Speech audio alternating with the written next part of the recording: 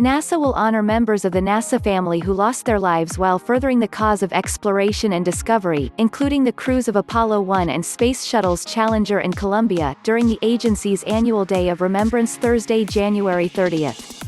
NASA Administrator Jim Bridenstine, along with other senior agency officials, will lead an observance at Arlington National Cemetery in Virginia beginning at 1 p.m. Eastern Standard Time.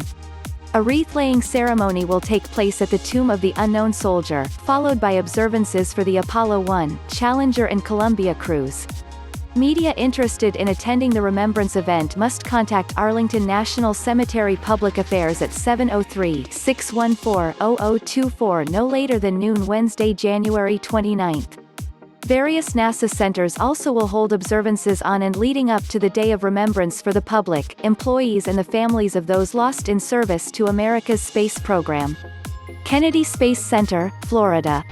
NASA's Kennedy Space Center, in partnership with the Astronauts Memorial Foundation and Kennedy Space Center Visitor Complex, will host Day of Remembrance observance activities, including a wreath-laying ceremony at 10 a.m. at the Astronauts Memorial Foundation Space Mirror Memorial in the Kennedy Space Center Visitor Complex. Thad Altman, President and Chief Executive Officer of the Astronauts Memorial Foundation, and Kelvin Manning, Kennedy Associate Director, Technical, will speak at the ceremony. This ceremony is open to the public. Media interested in attending should contact Rebecca Shireman at rshireman@delawarenorth.com or 321-449-4273. Johnson Space Center, Houston. NASA's Johnson Space Center will hold a commemoration for employees at the Astronaut Memorial Grove to honor Apollo 1, Challenger and Columbia crews. Stennis Space Center, Bay St. Louis, Mississippi.